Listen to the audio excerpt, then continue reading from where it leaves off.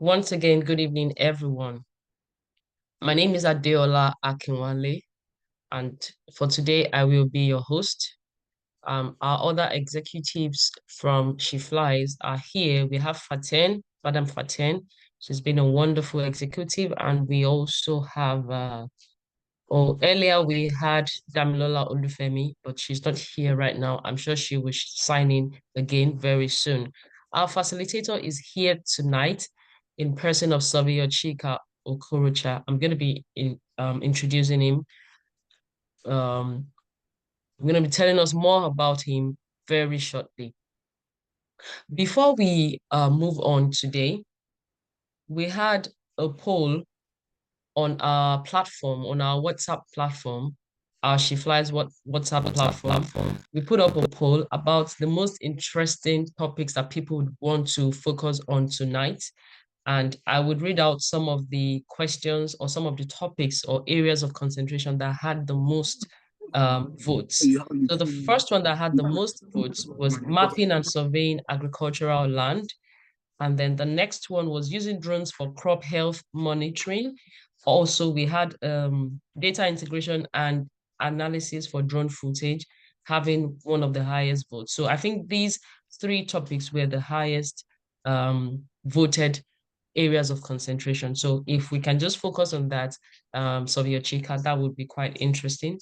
Once again, I'll read out the areas of concentration: mapping and surveying agricultural lands, using drones for crop health monitoring, and data integration and analysis for drone footage. So I haven't done that. I'm going to quickly talk about our facilitator for today. I would also introduce SheFlies for those of us who don't really know about SheFlies, and then I would hand over to our facilitator. So welcome, welcome, welcome. This is SheFlies webinar.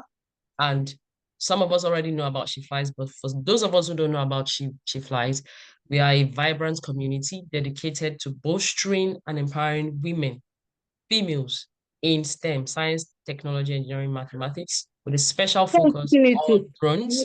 And our goal is to cultivate early interest. Oh yeah, go.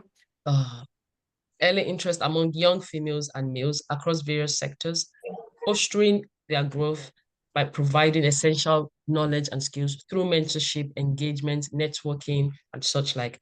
Through these initiatives, we strive to create a supportive environment that encourages and propels young minds towards successful career development in STEM. Our core mission is to actively promote and cultivate heightened interest among females, but also among males. We don't turn away the males that find interest in learning from us or through us. So in females, but also in males, in drone technology, particularly in their formative years. So we try to catch them early. That's what I like to say. We try to catch them early so that when they begin to settle in their careers, they have the required skills and knowledge to compete healthily in those fields. Our vision is to empower young minds, especially females, in drone industry. You've heard me talk about females a lot because we have identified the gender gap in drone technology, in STEM, particularly drone technology, and we are working very profusely to close up that gap. And one of some of the strategies that we use is to close the knowledge gap, like I rightly mentioned. So we're closing the knowledge gap by building a very healthy ecosystem, both online and sometimes on-site physical, and then through regular engagements, collaborations, and exposure to industry insights. Some of our objectives are, exposing our members to technological knowledge of drone operations, equipping our members with essential skills for active industry application, illuminating our members on diverse industries where drone skills can be applied to, cultivating collaborations, sharing and circulating industry opportunities for members to leverage, and developing members' skills actively. And then we also try to organize training programs, and webinars, meetings such as today's one. And some of the things we also do is lending a voice, capacity building, maximizing technology, industry relevance. We try to keep up with all the current trends in the industry, trying to remain relevant as much as possible. But then also we try to, through all these engagements, we believe that it helps our members and those that we engage with. We believe that it helps them to increase that employability. Okay, if you are interested in becoming a community member, you want to be on our WhatsApp platform, we promise you we don't bug you all the time, except when we have to post relevant information or when we have to engage relevantly. You can check our website, shefliesorg.com. You can follow us on X, formerly Twitter. We are very active on Instagram. We are super active on LinkedIn, and you can also send us an email, shefliesdrones@gmail.com. Now we're going to move on quickly to introducing our facilitator for today. His name is Surveyor Chika Okorocha, BTech, BS, PMP, and MNIS. Is a registered surveyor. Chika is a seasoned geospatial consultant with over a decade of experience in spatial data acquisition, utilizing a wide range of geomatic solutions. His expertise spans airborne, that's UAVs, waterborne, echo sound, and land-based methods, integrated with global navigation satellite system, that's GNSS. He's a registered surveyor in Nigeria. And then, of course, he has international affiliates. With the Surveyors Council of Nigeria, he has been involved in several international funded projects by organizations such as World Bank and the Millennium Challenge Corporation. Like I said, he has got BTech, he's got all the educational qualifications that are relevant to this field. His professional experience now is the founder and principal consultant at Sacredon Limited, where he leads a team of geospatial and geomatic experts with a combined experience of over 3 decades. Sacredon is dedicated to providing innovative solutions in geospatial industry through Africa, across Africa, with a focus on excellence and exceptional service delivery. The company is the exclusive partner of Tarsus GNSS Incorporated in West Africa, a global leader with headquarters in Australia, China, and the USA.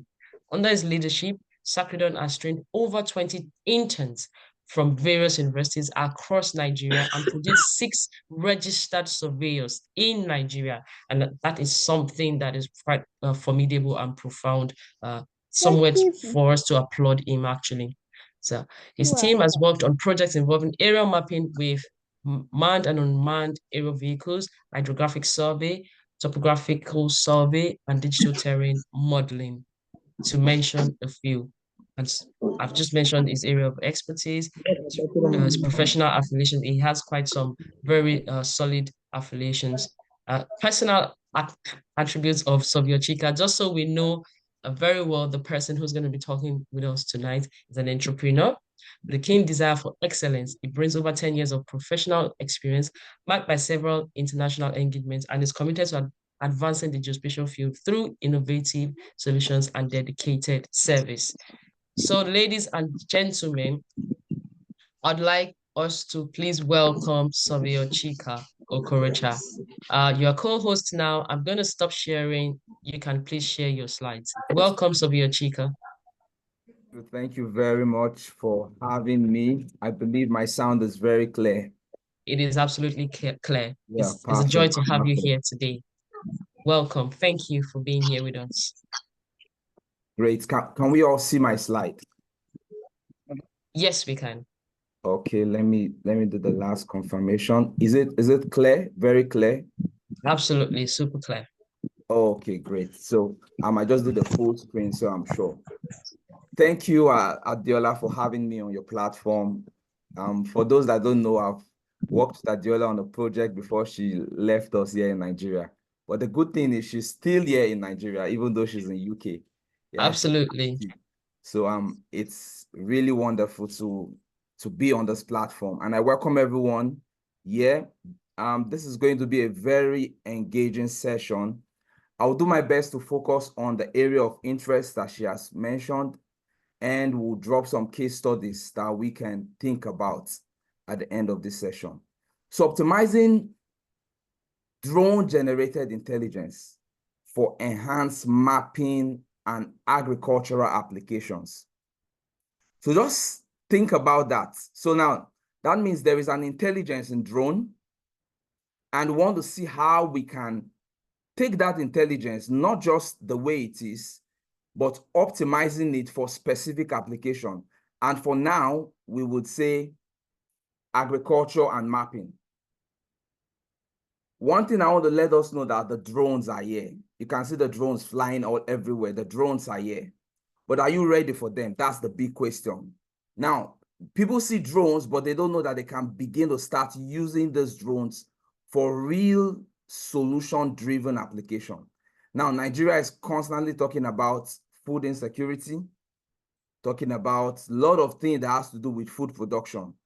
Even presently, like most of us know, there is a crisis in the availability of most of the food produce.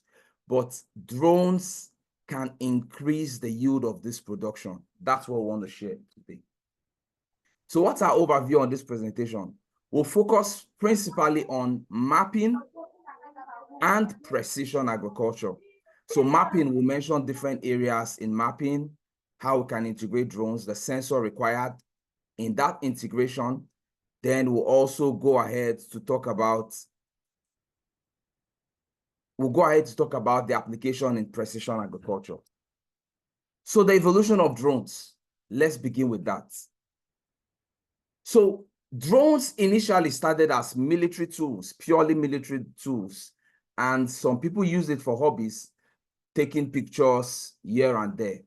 That was initially how it started, but it transitioned into commercial application tools, tools that can be used for various commercial activity. Various professionals can begin to key into it. And the trend of the development is really, really fast today. The trend of development in this technology has gone faster than envisaged. The first time I used a drone was the Trimble UX5. I used to work with Trimble for about 5 years, the Trimble distributor in Nigeria. So the first drone I used, that was 2014, Trimble UX5. It was a fixed wing drone. And then that was the first time people started using drone in Nigeria in 2014 then. And what are the applications? The advantages of drone over the conventional method. Now, as a surveyor, the conventional method of us acquiring data is by ground method. Maybe we want to carry out a topographical survey. We go there on ground, no matter how large the area is, we are on ground acquiring this data everywhere. That's the conventional thing we do. But drones has made our data collection faster, more efficient, and even increase in the level of accuracy possible. Not just that, now you can imagine how long it will take to, let's say you're interested in mapping 50 hectares of land. That can take a surveyor maybe like 1 week if he's going to do a topo over that land for about three to 5 days. That's about 1 week. But with drone, that 50 hectare can just be completed in 30 minutes. In just 30 minutes, 50 hectares for topographical survey can be completed. So that means you're saving costs, you're saving time, you're saving cost, and even the accuracy you'll be getting will even be much more better. Crop yield, we have the advantage of having sustainable farming and even increasing our crop yield. Now, we're not just increasing the crop yield, we can predict the level of yield we can get with drone technology. Before the end of this presentation, I will share some of those insights for us, even the tools we can apply in achieving that. So what are the types of drones available generally for mapping and agricultural applications? Every drone anybody will use will fall into these three categories. Is that we're having a fixed wing drones, or we're having multi-rotor drones, or we'll be having hybrid drones. Hybrid drone could be VTOL that combine multi-rotors with fixed wing. So now some examples are VTOL, vertical takeoff and landing drones. So these are the three categories of every drone you will see somebody applying for agricultural mapping. It must fall into this category. There is no other kind of drones available. So you see that fixed wing, like the UX5 I mentioned in 2014, that's a fixed wing drone. And in recent time, most people don't want to use the fixed wing drone because of the hazard associated in landing.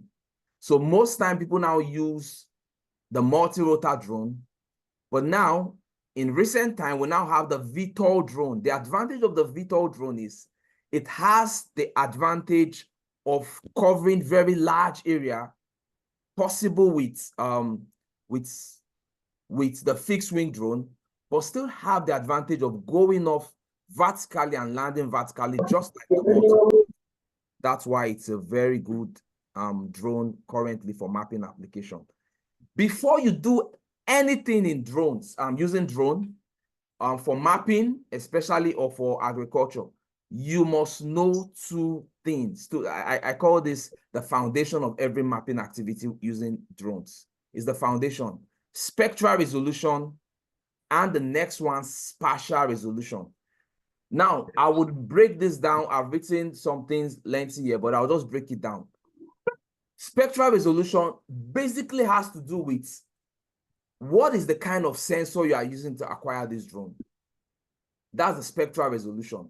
Now, if you remember the electromagnetic spectrum in physics that ranges from visible light, multispectral range, near infrared radiation, radio, all that's the RGB section. That is the electromagnetic range. But for the purpose of most of the application we'll do in surveying, in mapping, in precision agriculture, will fall into the near infrared region, the multispectral region, then the RGB region, which is the visible light region. Those are the areas. So when you are talking about what kind of sensor am I using to acquire my data with the drone, then you are thinking about the spectral resolution. So am I working with near infrared? Am I working with multispectral? Am I working with the visible light region, which is the RGB? When you start asking yourself that question, that would also drive the next level of application you want to engage that drone in. So if it's spectral resolution, now somebody can ask you, what is the spectral resolution? They're basically saying, what kind of sensor, what range of sensor are you integrating in this your drone? And we know that several people use drone for film production, people use drone for hobby, they just want to take picture. But for geospatial scientists that we are, most of us on this platform, we are using drone for specific applications. We're using drone not just to take pictures, we're using drone for specific application. And that application will determine my spectral resolution. So depending on the application I want to engage this drone in, for instance, look at this example, a hyperspectral sensor with narrow bands across the spectrum can detect subtle differences in plant health that are not visible with the naked eye. Now, what that simply means is, what is not visible in the visible light region of the electromagnetic spectrum, which is the RGB region, it is visible with a hyperspectral sensor when it's mounted on the drone. So if I'm thinking of crop analysis, I will not be talking about the visible light region. We'll mention those kind of drones going forward. But just to clarify that, so if I'm talking about how to handle the health of my crop, I will not be talking about the RGB spectrum. So I will not be talking about the spectral resolution that is focused on RGB, but I'll be thinking about spectral resolution in the range of hyperspectral sensor or the near infrared sensor, just to clarify that. The next one is the spatial resolution. So when we mention spatial resolution, we're talking about what is the least feature I can see in that image, which we can also call the least the smallest size on an image, which is called a pixel. Pixel is basically the smallest visible size of an image.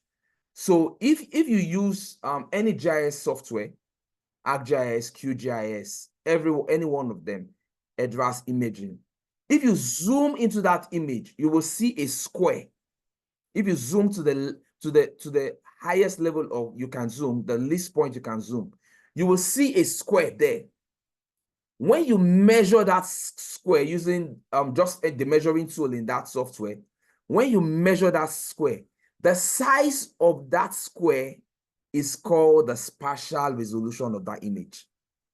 That simply means that is the least size of the feature you can see in that image. And the function of that is dependent on the resolution of your camera. So that's why as drone advances, the level of sensor, the camera on that drone also advances. They make them much more robust to capture detail. So if I'm interested in mapping, I'm interested in the features in the area, then I'll be thinking of what is my spatial resolution, which is also called the ground sampling distance. What is the smallest feature I can see on this image? That's what I'm thinking about. And note, the smallest feature you see on the image, when you take the image individually, is also different from when you have carried out the orthophoto of that image. Meaning when I've merged the image together, considering the overlap during the flight operation, it is also important for us to know that. And now the ground sampling distance is affected by the focal length. Very important for us to know the focal length of the camera on the drone and the flying height. So if you know your camera is not having a very strong lens, then you should also be thinking about flying at a very low altitude, because the focal length, which is the camera property of the camera on that drone, and your flying height will determine your ground sampling distance, or the pixel size of your orthophoto, or the spatial resolution. Now, note those three things: spatial resolution, pixel size, ground sampling distance. Those three things are talking about the same thing. And it's simply talking about what is the smallest feature I can see on my orthophoto or my drone footage. That's what it's referring to. So now take note of this example. A drone with a high spatial resolution camera can capture detailed images that allow farmers to see individual plants or rows of crops, enabling target intervention. We'll take case studies and point some of this feature that we've mentioned. So I think that's clear. I haven't clarified between spatial and spectral resolution. We can go on with the next phase. Now, the intelligence of a drone.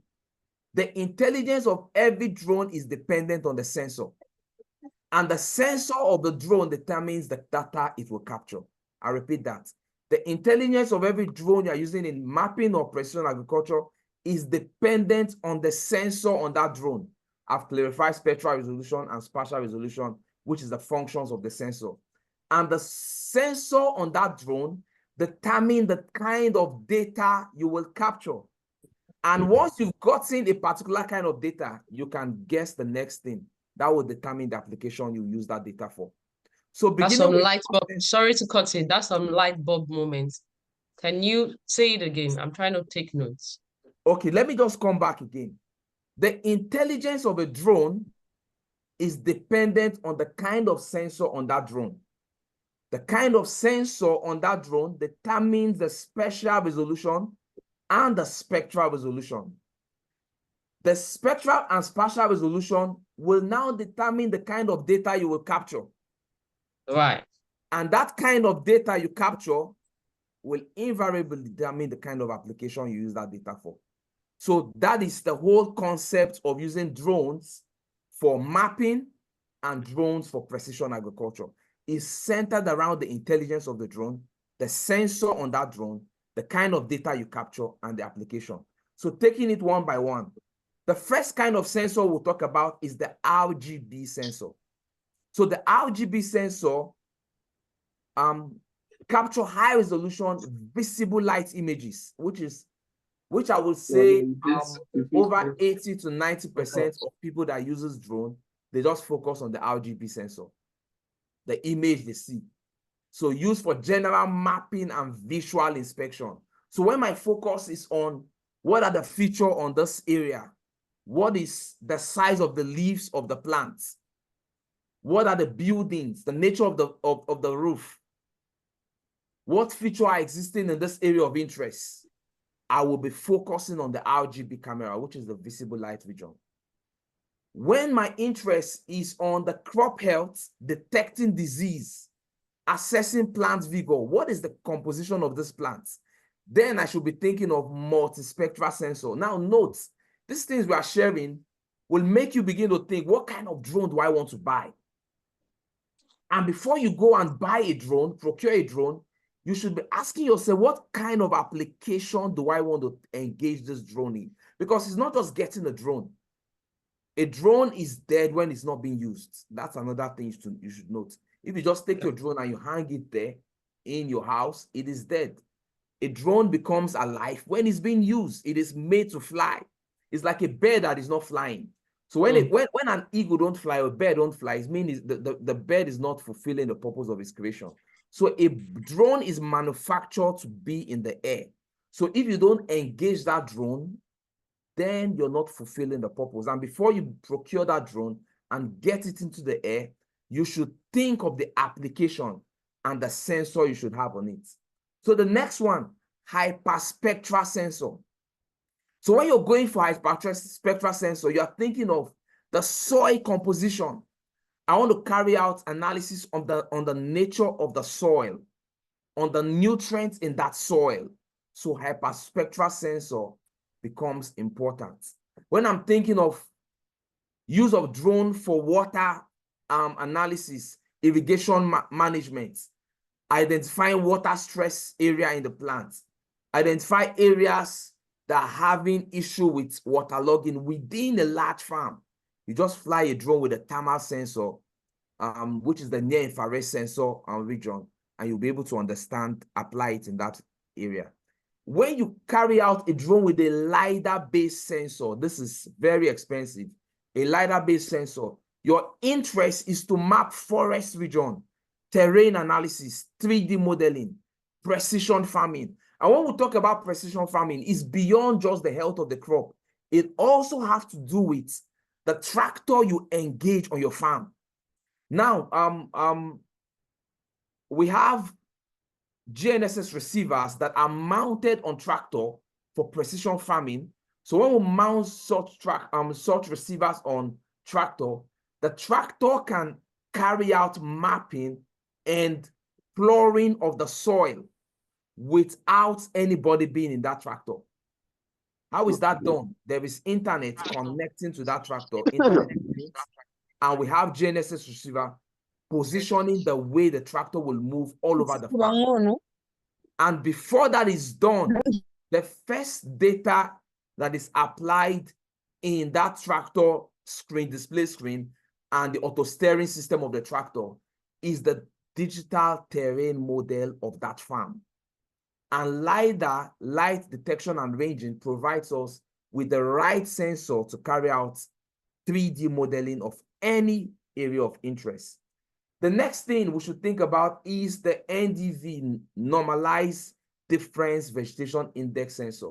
Now, this sensor mostly, you would integrate the near-infrared sensor, the multispectral sensor, and within various GIS platforms, you can carry out this analysis. Then the NIR, near-infrared sensor, that is also focused on soil analysis, plant health monitoring, water content analysis. Then finally, the ultraviolet sensor.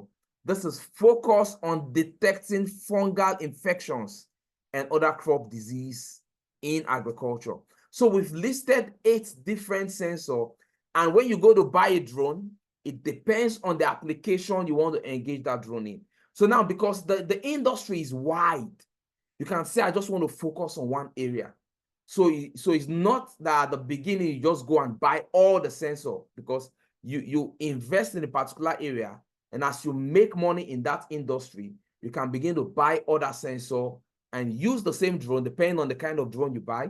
Use the same drone and just change the sensor in carrying out your mapping and precision agriculture applications. Now let's begin with case studies. Now we're going to start with drone mapping mapping application. The first we'll look at is field surveying. Now, what you're seeing there is our team in Sacradion. That is the first drone at the top there is the DJI M300 drone with a LiDAR sensor together with a Tassos advanced GNSS receiver. Now, we use that mostly for mapping. Now, when there are areas with deep vegetation, it is difficult for people to access such area. It is difficult for people to go into such areas. So a LiDAR drone becomes very important because it penetrates vegetation cover, it penetrates the forest region, and you are able to map the terrain without necessarily going in there. And when you integrate it with a GNSS base station, either in real time or in post-processing application, your accuracy can be as very good as 2 cm, and even sometimes, depending on how the level of height you fly, even 1 cm accuracy. So that's field surveying. So the next one beneath there is a Phantom 4 RTK drone. So now that's a Phantom 4 RTK drone with an RGB sensor. And now that's focused also purely for mapping application, where our interest is in the feature we see around. We want to digitize the buildings in that area, the road infrastructure. We want to have very clear crop features so we can carry out other analysis on it. So that's applications of drone in that area. So field surveying, mapping activity, topographical survey, and at this point, I also want to mention flood vulnerability mapping. That also has to do with field surveying, flood vulnerability mapping. And before you begin to map flood regions susceptible to flood, you are talking about 3D modeling. So because gully affected area is 3D modeling. So all that has to do with topographical information. So crop mapping, crop health mapping. Before you would even begin to map your crop, you would have captured the entire land mass. Then before you begin, you now do analysis on individual crop. Resource management. Now, when people talk about land resource allocation, when you have your land area, you capture the land, you want to determine which area you dedicate to different crop production, production, crops you'll be planting, that's land resources. Yield prediction. You capture the land first, you capture the crop that you're planting, you carry out analysis on it. So that is for that. The next area of interest is interpretation. I would like us to take note of this. The heart of every drone-generated intelligence in mapping or precision agriculture is in the spatial data analysis and interpretation. This is very key. If you capture the entire data, you capture drone footage. That's why I said we are geospatial scientists, geospatial surveyors, geospatial scientists, GIS analysts. We are completely different from video guys, people that use drone for video footage, people that use drone just for pictures. We are completely different because we don't stop there. We go further to spatial data analysis and interpretation. That's the heart of every drone data capturing. So it's spatial data interpretation. So now, drone equipped with multispectral sensor. What I'm showing here is the multispectral sensor, various regions in it, and a drone that has that ability where you just choose that particular sensor for its application. So let's move to application area. Case number one, I just quoted that first statement I made there.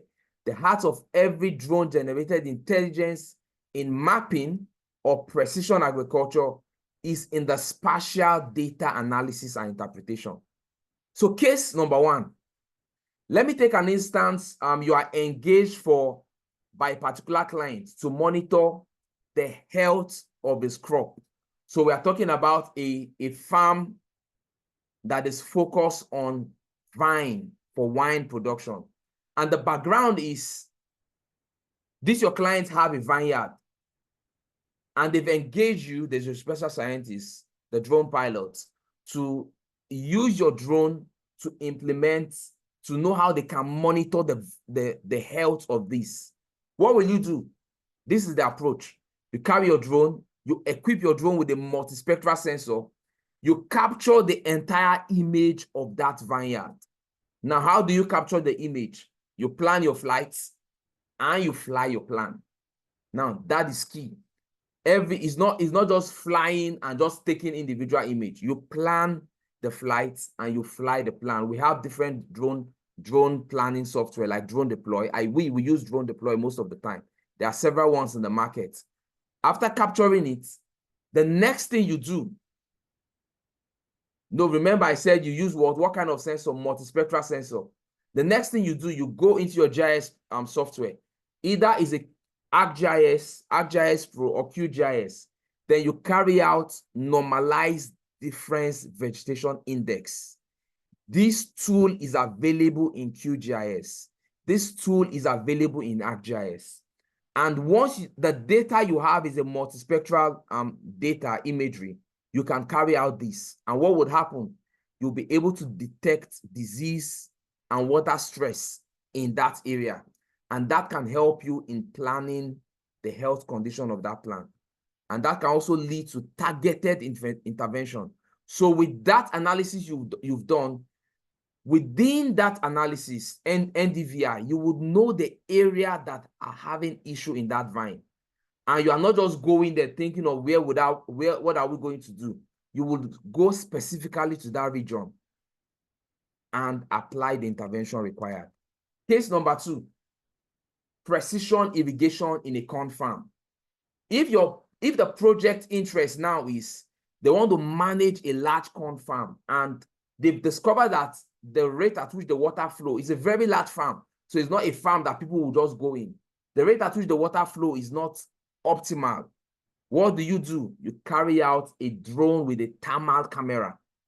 Once you fly that drone in that area, you will go back to your GIS tool and you carry out spatial interpolation technique, kriging, spline, a couple of them is there in ArcGIS. With that, you'll be able to detect soil moisture map. You build a soil moisture map that will show you the area in that soil that are having issue. And the irrigation guys can easily rechannel their drainage system and target the area that needs to be improved, and that will be done. Case number 3, pest detection in soybeans. So if the interest is pest detection, so you know something about pest detection, what happens? The leaves of the plant will be eaten by pests. So what is important there is an RGB sensor. And now an RGB sensor will give you a spatial resolution. So when you fly at low altitude, you'll be able to know, you can have a very high spatial resolution. You know what I mean?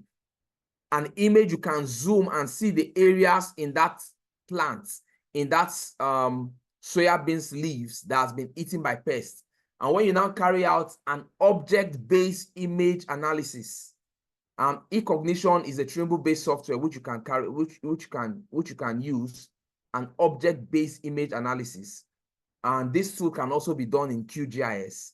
You will determine, you can now build what we call a pest hotspot. So now once you just fly the whole area, and when you carry out OBIA on that entire image, you can build a pest hotspot and targeted intervention can be done. Clearly from the office, you will just send your team with a GPS location to a particular area in that farm. Now note, we are talking about a very large farm, not subsistence farming, not small farms, large farm. So you are not walking around the entire farm thinking of where has been affected by pests. You just fly your drone over the area, carry out OBIA analysis on the image you're getting, and targeted intervention can be done. GPS location can be tracked on that particular area you've identified, and the intervention can be done. That's case number 3. Case number 4, yield prediction in wheat field. What can be applied? Drone can be applied here also. What are you interested in? Plant height, density, and you can use this also, carry out regression analysis and machine learning algorithm in ArcGIS Pro, or you run Python scripts within ArcGIS Pro and you can predict the yield of that farm. Now, these are intelligence applications of drone. And you know, when people talk about drones, when people talk about how we can apply this, now you can just take this slide. I believe Adeola will share this slide with everyone that register. You can take each of these cases that we've presented with the tools you can apply, with even the GIS interpretation you can do, and you can begin to engage them in different projects. Case number 5. This is very, very interesting. Reforestation with drone seeding. Do you know now drones are used even in planting, in seeding? Now, the interest in this case is reforestation projects aim to restore large forested area quickly.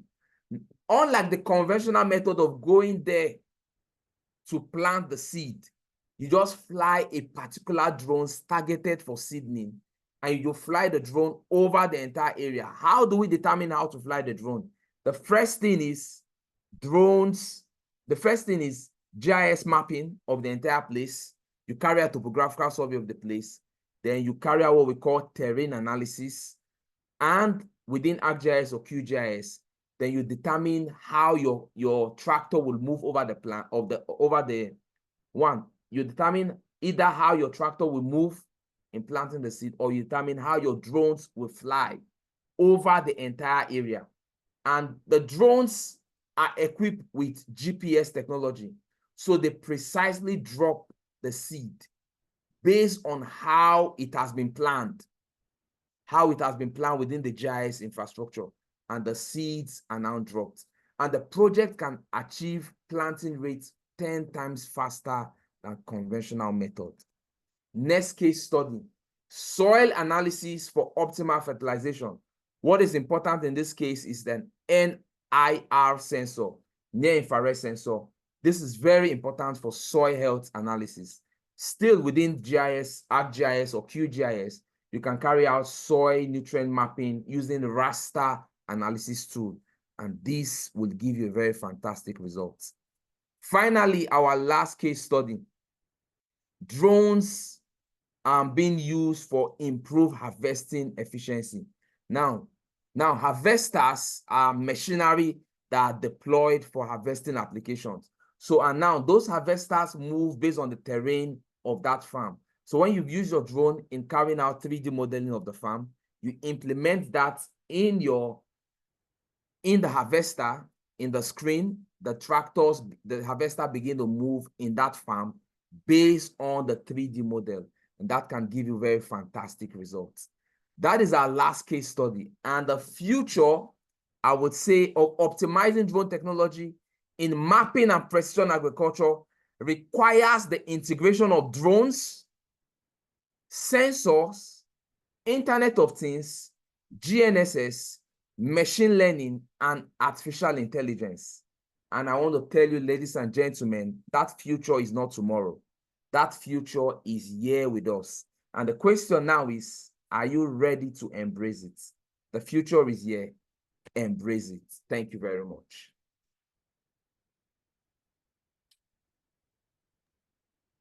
Wow. Wow. Wow. That was mind-blowing. That was quite captivating, enlightening. Thank you so much, Savia Chika. Thank you. Thank you. Thank you Thank you. very much. Thank you. Thank you. Thank you. Thank you. We already have a few questions, but if you have questions, this is the time for you to drop them on the chat. Please drop your questions on the chat. I'm going to quickly read a question here. Does radiometric resolution apply to satellite remote sensing? Does radiometric resolution apply to satellite remote sensing? Savia Chika, do you want to go for it? Okay, you can make a comment before I make a comment. I'm just trying to set something. Okay, I think that it applies. Radiometric resolution applies, but I think that this person who is asking needs to give us some more context. Abidemi Akonde, if you give us more context, I know that there is what we call radiometric um, analysis in satellite remote sensing.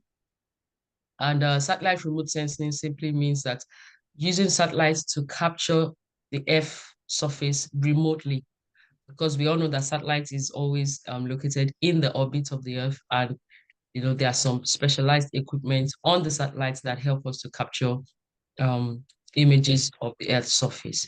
Radiometric is one of the methods of capturing these images and measuring these images. So if you are saying radiometric resolution, are you trying to ask that the resolution gotten from the radiometric method of capturing image, does it apply to satellite remote sensing? I would say yes. Radiometric is one of the methods of measuring or analyzing images captured via the satellite imagery. Okay. And like I Yes, said, satellite remote sensing is just using satellites and all the equipment on the satellites to remotely capture data of the Earth's surface. So over to you, Savia Chika. yes, Adeola, I think that's perfect. That's just the answer. Um, that has to do with the radiation and satellites sending the radiation down to capture the data. And though this purpose of this presentation is focused on drones, and that's why we're not mentioning satellites technique for data capture, particularly for this presentation. Exactly. Yes. So satellite remote sensing is different from drone images. Drones, exactly. Yeah, it's different from drones. They all fall under remote sensing, but satellite is different from drones. And we should always remember that. Okay, so I believe that our areas of concentration have been um, dealt with during Sophia Chika's presentation, and that is quite fantastic. It touched on mapping and surveying agricultural land, data integration and analysis from drones, then using drones for crop health monitoring. He did mention using drones for crop health monitoring, data integration and analysis from drones. I heard you talking about when you get your images, you integrate it into ArcGIS and you do some other analysis. Is there any other thing you want to add to it at this point, Savia Chika? I'm sorry, I did not get that. Sorry, please. Uh, I I was was just talking trying to about read the comment section. If I yes, yes, yes. I was trying to talk about the areas of concentration that Okay. we pointed out. Remember, I said we had a poll on our platform where we asked, people to vote about the areas that they are most interested in. And the top three areas were these ones that I've put in the chat: mapping and surveying agricultural land, data integration and analysis from drone footage, using drones for crop health monitoring. So I wanted you to just briefly touch Okay. on data integration and analysis from drone footage. So data integration analysis from drone footage. Now that's number 4. If you followed what our audience now, this case studies that I presented, it's basically because of that data integration analysis from drone footage. It's specifically because of that area. Now, and what we've done here is Adeola, I believe you'll share this slide, right? Yes, I will. I will. Okay, As great. long as whoever is registered will receive video and the slides.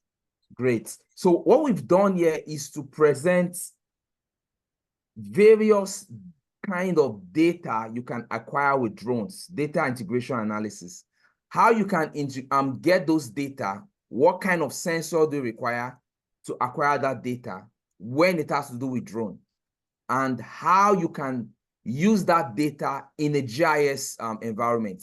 Look at that statement. The heart of every drone generated intelligence in mapping operational agriculture is in the spatial data analysis and interpretation. That is the heart of it. That is what sets us apart. That is what will set, we are about 40 of us on this presentation. What will set us apart is our ability to take that data and analyze it. So just take your time. Instead of me repeating it, take the 7 cases is we presented several different data, how you can integrate them in a GIS environment, then the analysis you can carry out in them. For instance, this crop health monitoring, we recommended the NDVI analysis. For precision irrigation, we recommended spatial interpolation kriging analysis. Even the kind of data you would use for it, recommended there. Pest detection, we recommended OBIA analysis. What kind of data do you need? An RGB visible light region data. For yield prediction, what kind of data do you need there? You need an RGB data. And what kind of analysis you do? Regression analysis, machine learning algorithm within ArcGIS to interpret how you predict the crop. How then deforestation, seeding, reforestation, and planting. What do you need here? You need to understand the topography. Then you move your drones there to plant the seed. Soil analysis. What kind of data do you need? You need data from NIR sensor, near infrared sensor. To acquire the data, what will you do? You carry out raster analysis on that for you to get the soil health. So that's speaking on that particular one specifically. Which one came second after this? I will just scroll to it. Crop health monitoring, actually, yeah. Yes, so I think we've talked about that. Crop We've health talked about monitoring. that. Yes. And then mapping and surveying agricultural land. Okay, mapping and surveying agricultural land. I'll just drop a comment. I know I mentioned it briefly because I wanted to cover everything. But for mapping and surveying agricultural land, basically we are saying you want to capture that land first. And this is the beginning of every other analysis you will do, mapping and surveying. What are you mapping? Let's say you have 50 hectares, you have 100 hectares, you have 1,000 hectares. I'm going to be sharing personal experience how we do this thing. So if you have a 1,000 hectare of land to map, you are going to do yourself a negative, you're going to be doing yourself harm to take your drone there and just start flying it. The right thing to do when you have large area to map is to plan it into little bits. So for instance, you will look at your drone, you ask yourself, what is the span that this drone can capture in an instance? So let's say you have 1,000 hectares to map. You will tell yourself, maybe my drone can capture 30 hectares or 50 hectares. Then you now ask yourself, how many 50 hectares is available in 1,000 hectares? Adeola, that would be how many? 20. That would be 20. Yeah, that's 20. So that's 20, 50 hectares. So what you do, you go to Google Earth. I'm telling you what we do. You go to Google Earth, you drop the boundary of your 1,000 hectares, and you break that 1,000 hectares into different zones, 50, 50 hectares, creating little overlap across those 50 hectares. Yeah. And when you're going to the project sites, you're not dropping the entire 1,000 hectares, but you are loading 50 hectares on your drone deploy software or whichever software you're using to plan. And you determine your overlap, forward overlap, and your side overlap, and you capture it side by side. So that means if you have 5 batteries, you can easily plan and say 5 battery will capture 5 flights. So that means I'm going 20. That is how to carry out mapping. And I believe it's not just small areas. When you have large area, that's how you're going to carry out mapping of large farms. Don't just take your drone and just start flying. Break them into small bits, especially when you are starting with a small drone. You might not have the VTOL drone that can capture massive area at once. Even with a VTOL drone, and you have 30,000 hectares, that is how you're still going to break it down to have an optimized flight planning and data capture. And this is also important for you to know. The way you capture your data will also determine how clean your processing will be. So if your data capture is not seamless, if it doesn't have a smooth flow, if it's not well planned, you'll be having some holes. Why processing is important for us to note that. Absolutely. Thank you so much. That is so important. I've experienced holes in my images in those days when we started. So this is very key for anyone who is a beginner or who is an experienced flyer of drone and GIS analyst. Now, Abidemi has come back, says, does radiometric resolution only apply to satellite remote sensing? I'm going to answer that very quickly. No, it doesn't apply to only satellite remote sensing. Thank you for clarifying that question.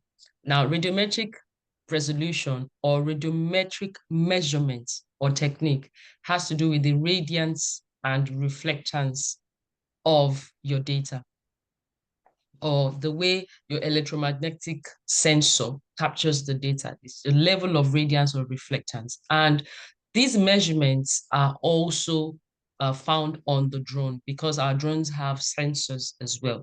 Of course, the ones on the satellite might be more powerful than the drones because satellites are, thousands of meters away in the orbit, while the drones have a certain level of altitude. So they might be in varying degrees, but this technique, radiometric resolution or technique, also applies in drone technology. Okay, I hope that clarifies your question. Because spatial and spectral resolution are only mentioned in drone imagery. No, there is also drone, like Savio Chika rightly said, the quality of your image is also determined by the quality of the sensor, the type of sensor that is mounted on your drone. So depending on the type of sensor on your drone, you can also have radiometric resolution, okay? So if you have the kind of sensor on the drone that can carry out radiometric measurement, analysis, resolution, you will definitely have data that has radiometric measurements. Considering the fact that we are so into smallhold farming and the associated cost of application of applying this kind of spatial support can be out of reach for the average farmer. How can we find a middle ground to make this viable in a business sense for the service provider and the farmer? The tech is good, but it must be paid for. I totally agree with that, Olumide. Thank you for your question. Thank you for your observation. What I can do to address this situation is to collaborate. Collaboration, this is why we are here. Savio Chika is an expert in the field. I am a counterpart in my own right. And today we are collaborating, trying to bring us as much intelligence and information as much as we can.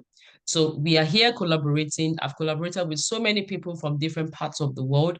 I'm in another part of the world. I am so vested in Nigeria because that is my place of birth. That's where I come from. We're trying to do something in Malawi. I've been to Kenya, partnered with a lot of people in Kenya. So there is a lot of collaboration going on within the industry. My learned colleague here, allow me to use that word, so your Chika, is partnering with industry experts from China, from Australia, USA, all over the world. So we do understand that the technology is expensive. Someone has to pay for it. In the meantime, you can continue to leverage on partnerships. I have so many people within the drone industry and specifically in the agricultural part of the drone industry who can, lend a helping hand, who can help you, you can, just gather some equipment, gather some technology, gather some resources, human capital, and come to your farm, help you achieve the things you want to achieve, and help your business to thrive. As you go on, you grow. You grow. When you grow, you will be able to purchase one or two of these technologies as well. And what we say is that today's webinar has been free, for instance. What we say is that when you've become big enough to impact the society, you pay it forward. You pay it forward. So I know that Nigeria is a peculiar environment. Everyone has vested interest in what they are doing. Everyone wants to work for profit, for money. But sometimes not everything is about money. You can collaborate. There are some people who have this money that we are looking for. Engage, collaborate, partner, cooperate, ask for referrals. As for instance, I know a flying farmer, I'm sure some of us know Femi, the flying farmer, who has leveraged this thing that we're talking about, this concept we're talking about, is leveraged it, is growing. It's not up there yet, but it's not down below anymore. It's growing massively. It has some equipment, it has the human capacity, the resources, it has some international affiliations. If you want an introduction, please reach out. We can easily introduce you to him. We'll bring the technology to your farm. You do some very wonderful things. We make sure that your business thrives. You remain in business because we want you to remain in business. And then from there, you can begin to grow as well and purchase your own technology. I hope that answers your concern, Olumide. Okay? Please, what is the distinct difference between drone and satellite? Oh my goodness. Chika, you have to help us in Yeah, this. yeah. Now it's like people are really interested in satellites, right? Now, Yeah. just to clarify that satellites are there in the space. Drones are very close to us. Satellites are in space, thousands of kilometers away, and they are capturing information, but drones are close to us. But in using the data, why do people still get drones when we have satellites, right? That's a good one. Now, you can have satellites giving you 30 cm resolution, 20 cm resolution, and still you still have cloud cover because the satellite is far in space and clouds are below them. So you still have cloud cover, issues like that. So, but for when you're interested in high, very high spatial resolution, you want to see the details of your crop, you're not going to use satellite in that instance. So you're going to fly drones that are just very close to you. Close. You have the drone, you deploy them 100-meter, 50-meter above, and you can see the leaves of your crop. But with satellites, you can't see the leaves. They are very far away. Let me give you an instance. Most of us use Google Earth. That's a very close example that most people use. So Google Earth, as it is free. You can open Google Earth and you see. What you're seeing there is satellite image. They're all satellite imagery at 30 cm resolution. But if you need the one that is maybe at 10 cm resolution, it's very, very expensive to get that. And even at 10 cm resolution, you can't have the level of accuracy you will get even as with drone. But drones, we are talking about 1 cm, 2 cm spatial resolution because you're flying very, very low. So what you can do with drone images is so much beyond what you can do with satellite imagery. I hope that clarifies that.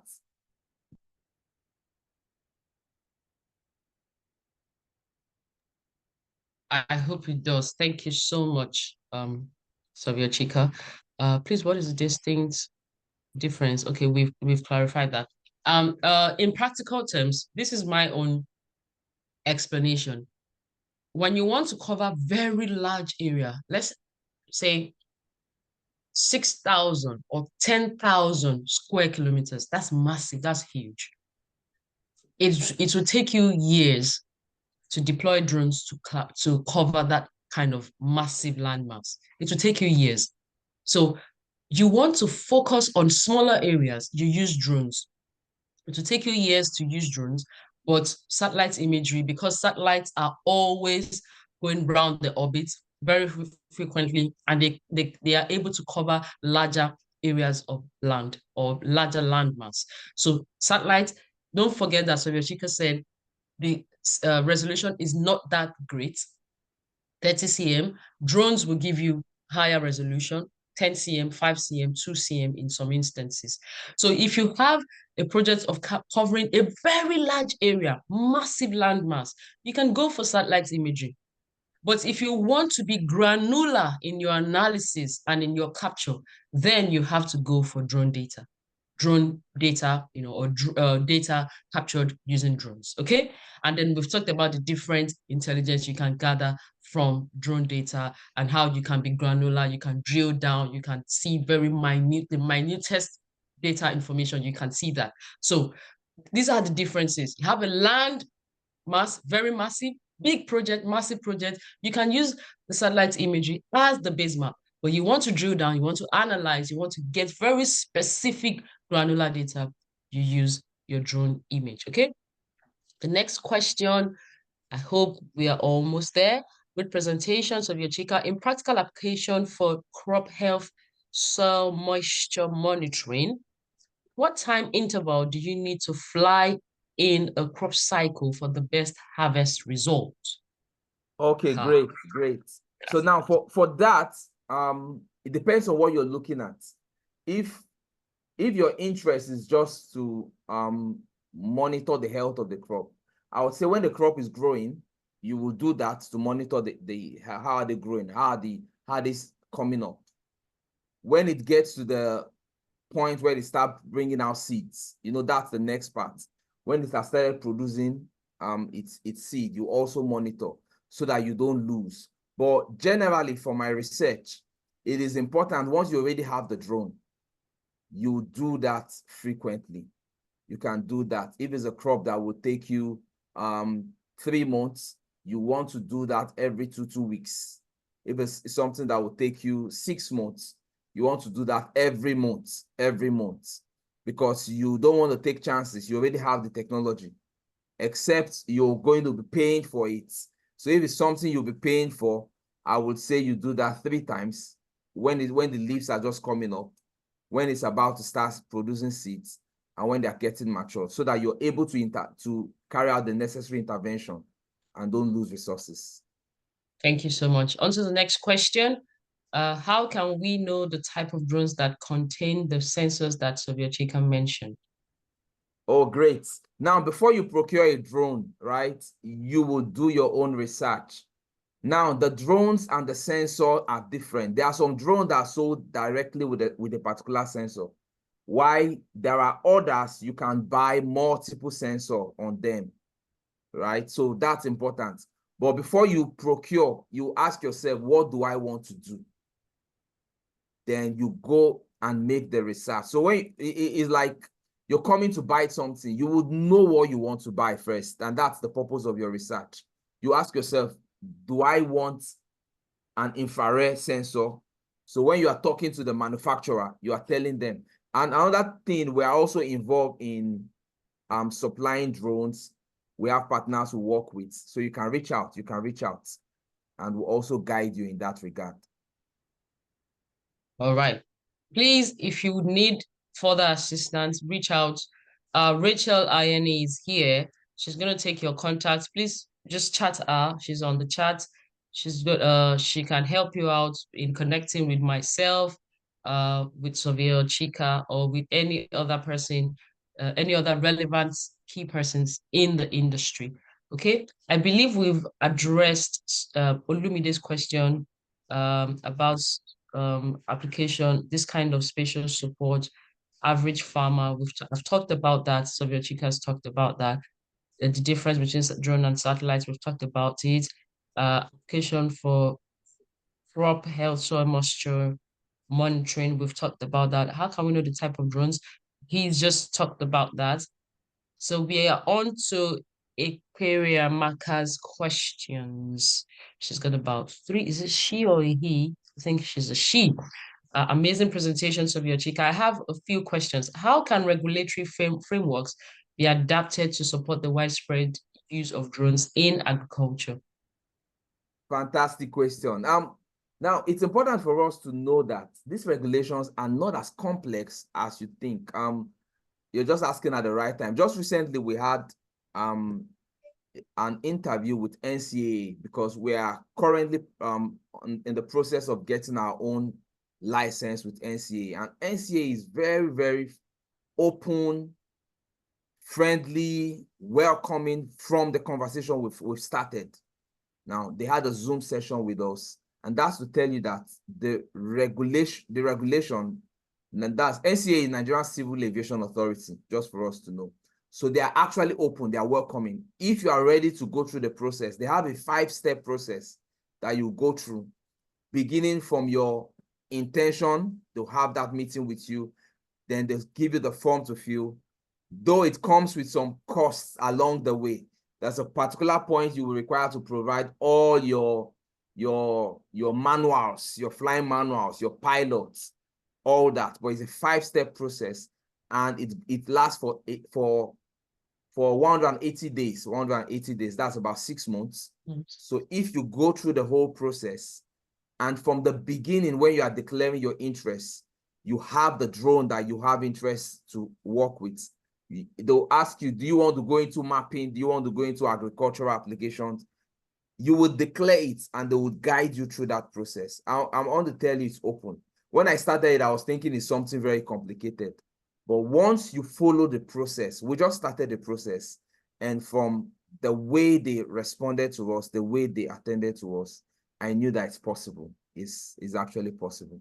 So the regulations so are much. there to guide you, and you have your what's called the remotely operating license. What's it called, Adeola? ROC. So it's ROC, called yes. ROC, Yeah, RPAS Operators Certificate. So certificate. RPAS stands for Remotely Piloted Aircraft System, then Operator Certificate, ROC. And it's used worldwide. Everyone needs to get an ROC. Thank you so much. I remember going through that process with the company I was working with in Nigeria. Uh, Initially, it was quite cumbersome. I must agree with you. We know Nigeria, we know how things work. They kind of make things complex, but having engaged with regulators, and then also we came up with a body called NUSA. So we were the bridge between the regulators and the commercial operators, and we tried to foster that relationship with them.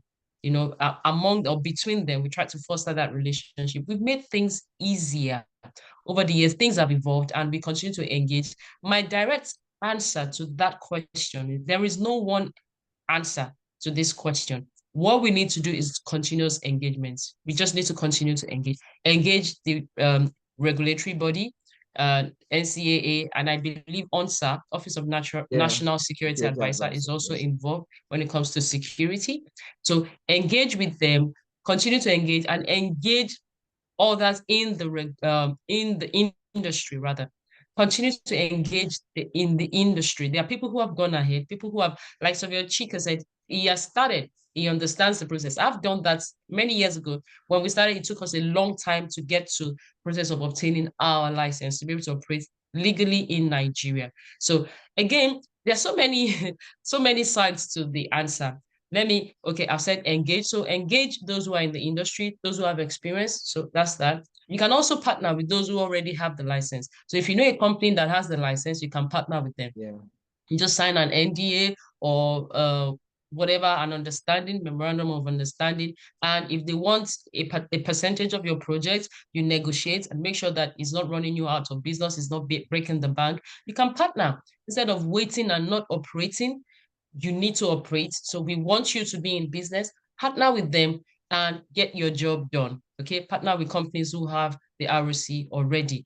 Now, there are categories of drones that need licensing. If you are operating commercially, you need to have a license. If your drone is above 250, now don't quote me anywhere. I need to revisit the regulations or the regulatory documents in Nigeria. But from what I know, worldwide, there's a certain category. If your drone is less than 250 grams, you don't need to register that.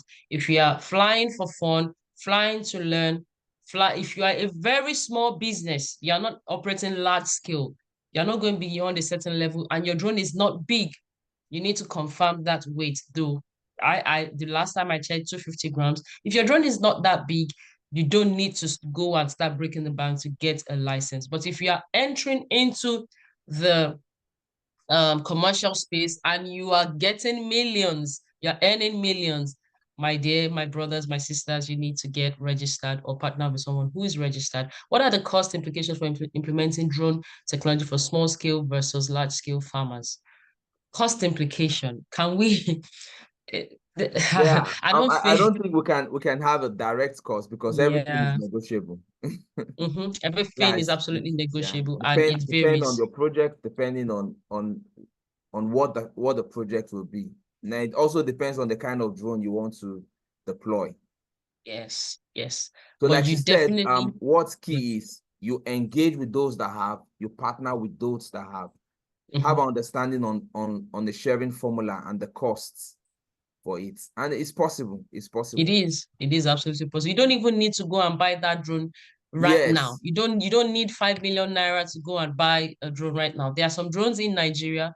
You can just tell that I need to capture that. How much are you going to pay? You can hire those who already have the Yeah. license. Let them do it for you, and you make it clear, make it open. This is how much the project is coming at. This is how much you will get. This is our profit. This is how much we are willing to let go. This is how much. Make everything clear. And if you need further assistance, you need to partner with someone who is reliable. You can reach out to Sylvia Chika. I know a very good number of people in the industry that I can introduce you to. Okay. How can drone technology be used to monitor and manage pest and disease outbreaks in crops? I think you touched on that Yeah, we've this talked evening. about that. Maybe the person Yeah. came late. Yeah. So please, once we share the videos, we'll share the videos tonight or tomorrow. Please go through it again. And then I'm sure that question can be answered. The fourth question from this person, what role does machine learning play in analyzing data collected by drones and agricultural applications? You want to go for that? Yeah, so let me just make a comment on that also.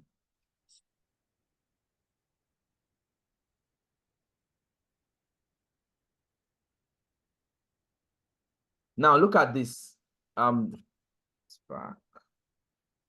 So yield prediction and harvesting. Now the whole idea of machine learning is machine learning, regression analysis is for you to be able to predict what would happen.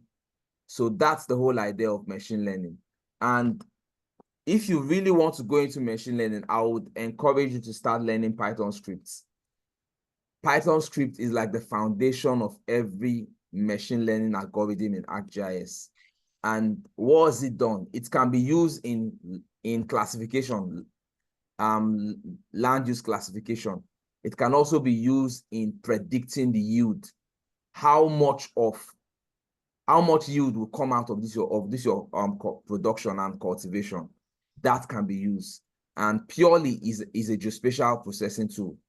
So within ArcGIS, you use that. So it's used for land use analysis. It is also used for predicting the yield that your crop will do. And it's Python scripts. There are some existing tools within ArcGIS, but if your interest is specific thing, you would begin to write your own scripts. And in today's world, it's even very easy for you to write script. You can go online, ask even with ChatGPT today, you can ask for the script on a particular feature you are looking at, and they'll pull out the scripts. But if you've not learned Python scripts, Python programming, how will you be able to interpret that script? So I would encourage us to, if you're interested in this area, you begin to learn how to do programming using Python. But the whole idea is for you to predict. For agriculture, predict. Why for classification? You can use it also for land use classification. Thank you very much. Thank you so much. This brings us to the end of our webinar today. Someone has asked that we discuss data processing training. Data processing. I want to believe that this person, I'm going to scroll back to the question. Data processing, you mean the drone data captured, especially for mapping or for agriculture? Which one are you specific about, or which one are you interested in? Tomisin Adefare. If you will do well to let me know. Data processing training. Chika, do you think we can do something about that? I usually online it will take a lot. It will take a It lot. will. Yeah, It will. especially It for will. someone that don't have the knowledge. Yes. But And physical training is possible to have that, or yeah, two-day session or on 2 day data session. processing. Yeah, Yeah. it'd be The like other 2 days. Yeah. the other method I use is to record the process, record the screen, the process, especially on Agisoft mentorship. Yeah. Record the process, and then we already have the end result. So we just or we just talk through. We've had data processing training in the past. We've had it in the past, and it was quite interesting, enlightening. One of our members actually taught us on that. It was quite, lots of questions. Everybody wanted to know this about data processing. So what she did was to, give us screenshots of the process, one after the other, one step after the other. And we had gone to the field before then. So we had the images from the field and we processed it, and everyone could see the result of what we captured from the field. So um can Rachel, please, can you note this topic, data processing? We will look into it in the near future and we will work out how to put it together. I hope that this person has a laptop and the software on their laptop to be able to practicalize what we actually teach. But today has been interesting. I thoroughly enjoyed it. Beyond that, I've been enlightened. I'm going to watch this video again. That's the truth. Thank you for sharing your slides. Thank you for sharing with us tonight. Your wealth of knowledge is quite intriguing. I totally appreciate you, not just as a friend, but as a learned colleague, as an industry expert in drone technology, in surveying, and in GIS analysis. So thank you, Savio Chika. Everyone has a positive comment about you, which is absolutely remarkable. Well done. Well done. Well done. I don't mind physical training. Please. So, Chika, you have a new client from our webinar. Yeah, you Tomisi can. Adifari. I'm I'm Yeah. I'm I'm also on LinkedIn, Chika Okorocha on LinkedIn. Yeah, you Mhm. can reach out. Yes. Okay. Please reach out to him. Reach out to reach out to me on LinkedIn. My DM is always open. I try to attend to as many queries as I receive. I try to attend to as many. Juliet Ebenigo, co-president African Women in GIS. Thank you, Sophia Chika and Adeola SheFlies. It's been an amazing session. Yes, thank you so much. I will be connecting with you on LinkedIn if we are not already connected. Juliet, thank you for being here. Thank you for your insightful contributions and questions. Thank you, everyone. Wow, 41 participants. I think we were 43 at some point, and 41 still here till the end of the webinar. We totally appreciate you all. We're going to be having part two of Savio Chika. I love to listen to him because he's quite a brilliant chap. I'm not going to tell you why I think he's a brilliant. I won't get into that story today. But we're going to bring him back again, be rest assured. And we're also going to look into data processing.